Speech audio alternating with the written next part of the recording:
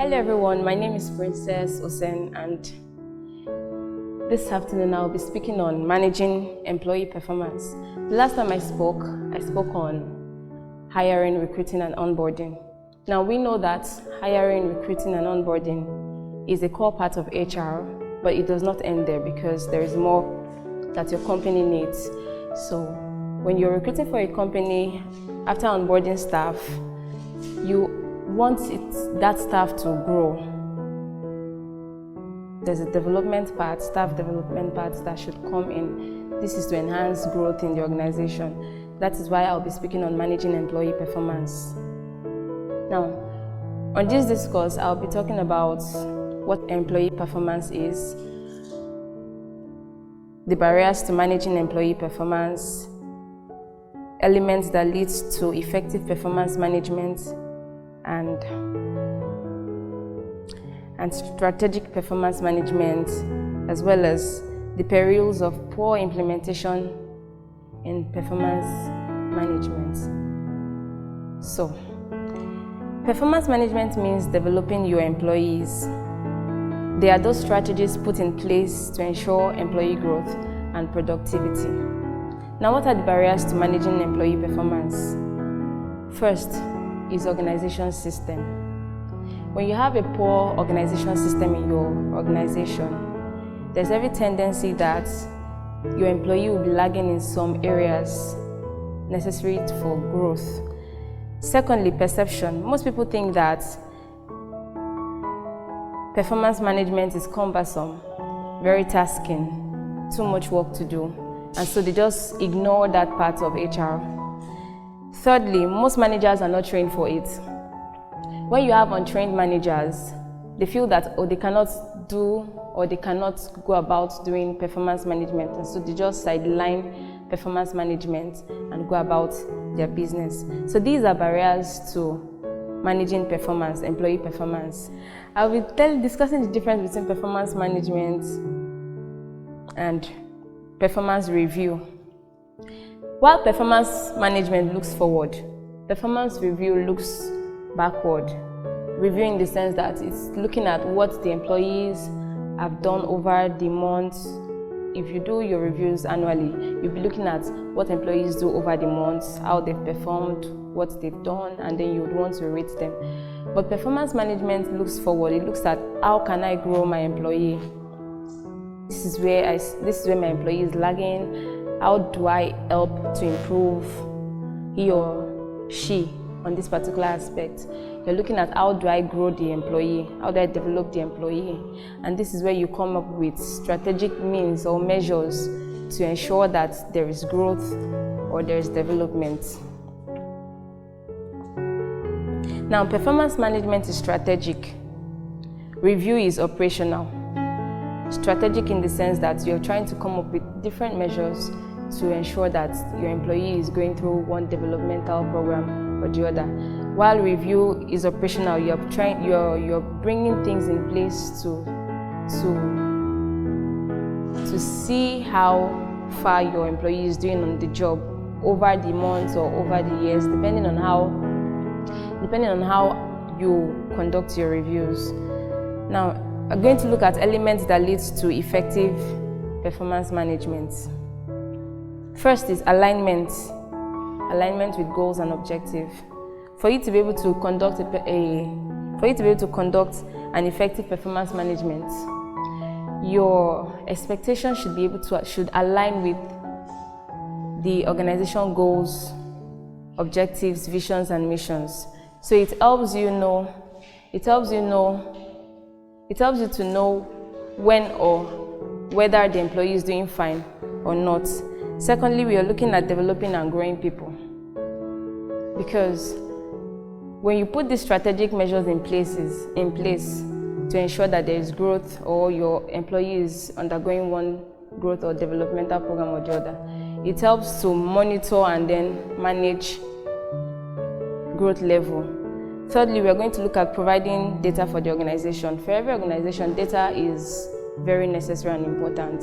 You don't just want to conduct a review and then that is all. You don't just do a review and then you dump the papers. You want to get these data documented and filed so that when you're conducting the next review, there's something to follow up on.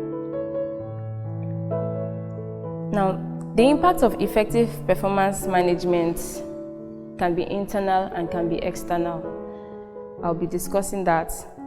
First, internally, it encourages and motivates employees. Employees like to know what is expected of them to help them improve and to grow. Development program is also a motivation.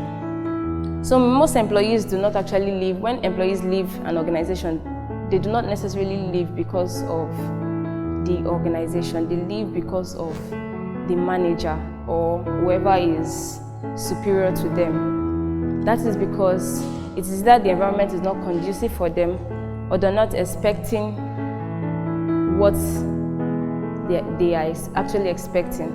Take for example, if I come into a place and I see that I'm not growing on this job, or my boss is maybe a sadist, or maybe my boss doesn't do well to motivate me enough, I may want to leave, not because I don't like counselor, but maybe because I don't like my boss, or my boss is not doing enough to ensure that I grow on my job. Secondly, when there is good feedback, which is review, and proper documentation, and there is termination, complaint, or legal charge, managers can have all necessary information to make effective decision, which is defensible. This is what I mean.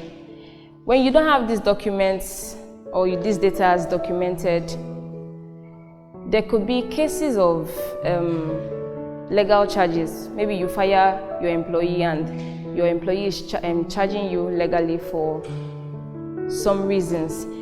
If you've not been carrying out this review, and or maybe you've been doing them and you've not been documenting them, there's every tendency that the employee can have a higher ground at the court of law against you. Also, when staff enjoy what they do, it increases companies' turnover. Now, let's talk about the external ways employee management affects us. Externally, customers like it when companies have good performance management.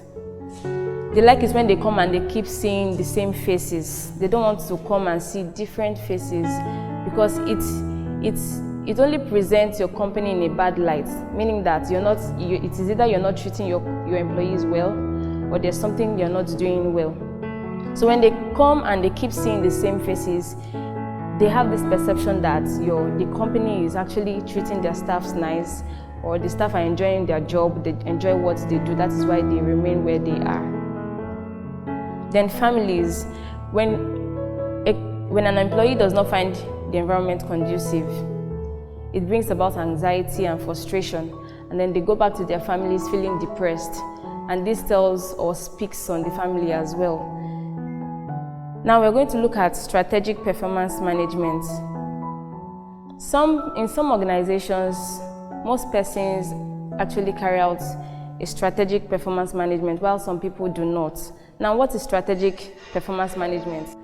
On strategic performance management, when reviews are done, there should be follow-up to check on improvements. You can't just do a review and you keep the papers aside and there's no follow-up to know whether your staff has improved on that particular part he or she was lagging on. So, for you to go about strategic employee management, when conducting your reviews, you should have these documents available so that on the next review, you're following up on what improvement has been made on your last review.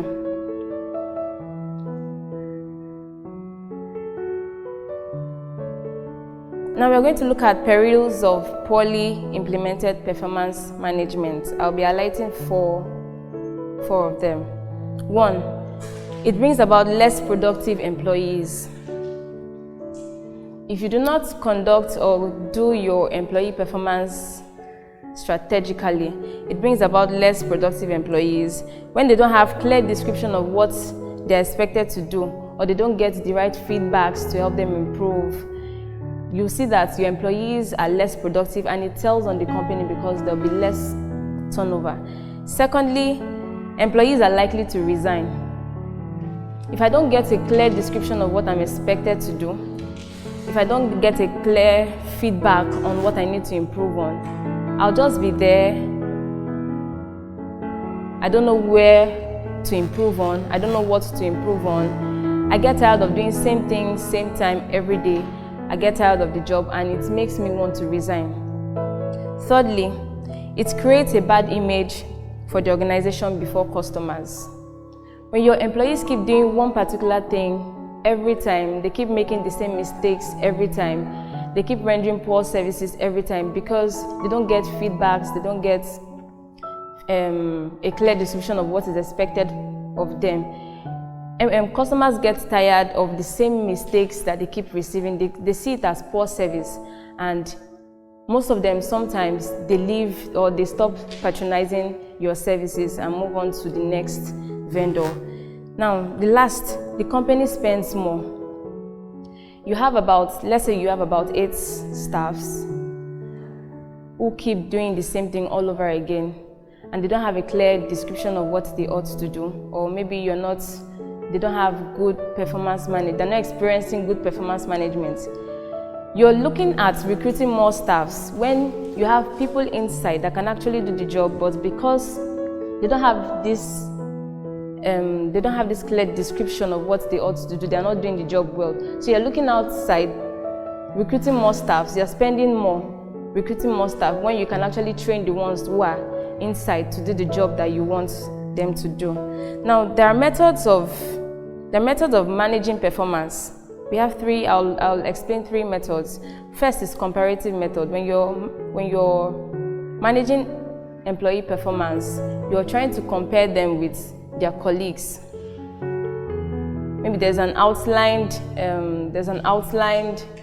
expectations, things that you expect from your employees. So you're bringing everybody together, more like a panel, and then you're comparing each person's performance on the job. This helps them to see where each person is lagging, and then they want to improve. Secondly, absolute method. This comes in form of an essay where the manager or whoever is conducting the reviews write out in an essay form the expectations, the goals, missions and visions, and then your performance so far over the months or over the years, depending on how you conduct your reviews, and then what is expected and what you need to improve on. Then lastly, result method. This is measuring one's results with expected outcome. I'd like to explain this. Take for example that I have there's some expectations listed for a particular employee, and then I'm looking at these expectations, and I'm looking at your performance so far to try to see what you've done so far, what you need to do, and what more is expected of you. Now, all of these methods enables the employee to know that, okay, this is what is expected of me, this is how far I have done, this is what I need to improve on, and then necessary steps to take further for improvements. With all that I have said, we can see that as much as hiring, recruiting, and onboarding is important in HR, performance management is very, very important to the growth of the organization and to the growth of every staff in every organization. Thank you.